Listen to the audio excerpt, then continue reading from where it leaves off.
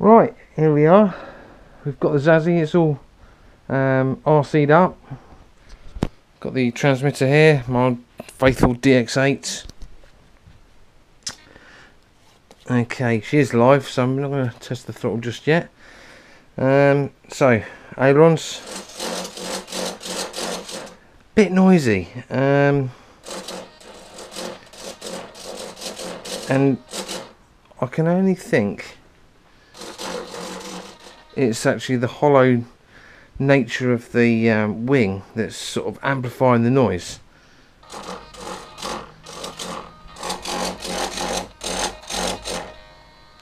Not the greatest noise in the world. The buzzing's normal, they're digital servos.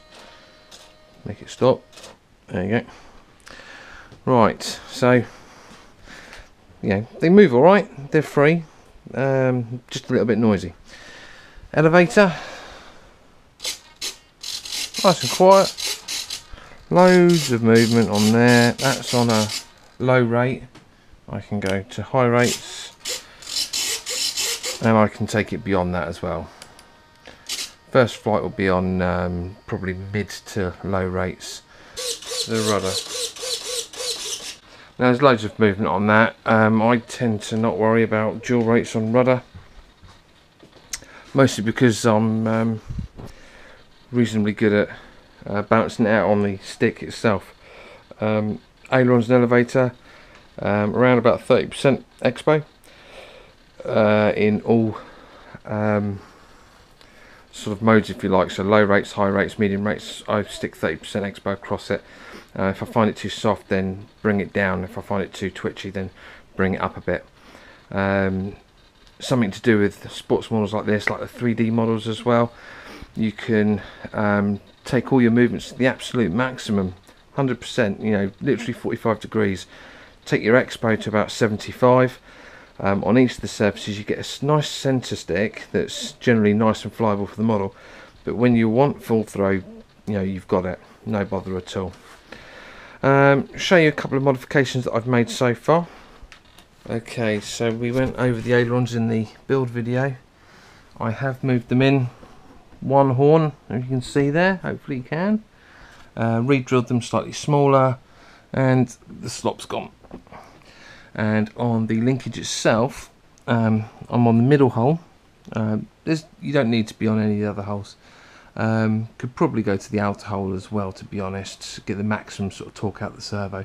But to be fair, I think it's reasonably okay where it is. I don't really want to get it into a situation where it's snagging in the grass. It's already quite low. The pink here is just some fuel tubing. It's something I always do. Stops the clevis from springing undone all by itself. Same on the other side. Again, I've re-drilled it. No slop that way. Tiny bit looser than the other one, but the important thing is there's no slop that way. And on the tail end, exactly the same. Gone on the inside hole for the rudder. More fuel tube right at the end, and I must admit it's a tiny bit bindy, and it's this screw that's doing it. It's always coming back to this screw. I think what we might do is do away with this eventually. Stick another rudder hinge in from the bottom of the hinge into the fuselage. I think that's probably the way to go, because this is just getting a bit bindy. The servo's okay. It's not, you know, it's not making any noise now, so it's reasonably okay. But just for my sort of peace of mind. And on the elevator again, we've gone to the inside hole and a bit of fuel tube over the end just to sort that out. On here, all I've done, because I want to turn this around, I would have done it today, but unfortunately when you undo these two screws, the bushings are actually in this metal plate is the separator, and then this wooden plate here is effectively the nut to do it up. Nice sturdy spat as a result. However, if you want to lose the spats, you've got to find the nuts and bolts. I don't have any at the moment, so I'm going to have to put up with these wheels and spats if I want to fly it tomorrow. This hatch here, all I've done is Yoo-hoo pulled that on. Nice and easy to then remove it if I want to, and obviously I will want to.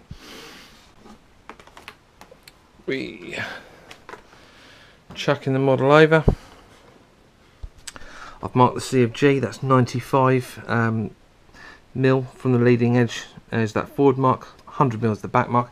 That's quite a narrow range for CFG. I expect to be able to play with that a little bit, but I mean, you know, start at the forward position. That's the safest bet. If you're a bit more advanced, obviously, yeah, you can start bringing it back. I'll probably bring that back to maybe even 110, but it does depend on how the model flies. I like it to be able to do a flick roll quite nicely. With a forward CFG, it's never going to do that. Take the canopy off. Okay, servos. Now, the elevator servo, this rod here was so long that to get the elevator straight, the servo was sort of coming out like this angle. So I've actually cut it, just a pair of pliers, and put a Z-bend on the end of it. I've got a Z-bend tool, and now I've ended up with a servo that's reasonably close to 90 degrees, and that's what you want. You know, you don't want it all the way over here, because when the servo moves this way, which is your down elevator, you get little movement at the back, but when you push up, you get loads of movement. You don't want that.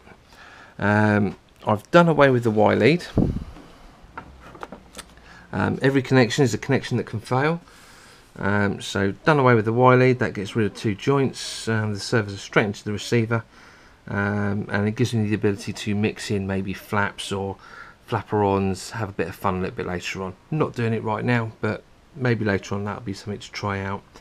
To secure the receiver, obviously here's the main body of the receiver, AR8000. Slightly old school these days, but it'll do for this model. Just some Velcro in that little sort of cutout. Again, Velcro on the back of the receiver. It's not going anywhere. Happy days. And you can see the satellite exactly the same. Just punched a hole straight through this sort of bulkhead with a screwdriver. Pushed the lead through. And notice the antenna direction as well. We've got vertical on the antenna in the on the actual satellite, and horizontal on the main body. Idea being, gives you a bit more diversity. Other than that, she's pretty much ready to rock and roll. So it's not been completely uneventful, this build, but it's been reasonably enjoyable. It's taken me, I'm gonna guess, even with making the video, 2 hours tops. I mean, it really does go together very quickly. Things I'm happy with at the moment, the overall appearance is brilliant. I think the performance looks to be quite good. We'll find out when we fly it. Generally it's quite nice. If I was disappointed with anything, the tail's been slightly annoying, that tail wheel. I'll get over it.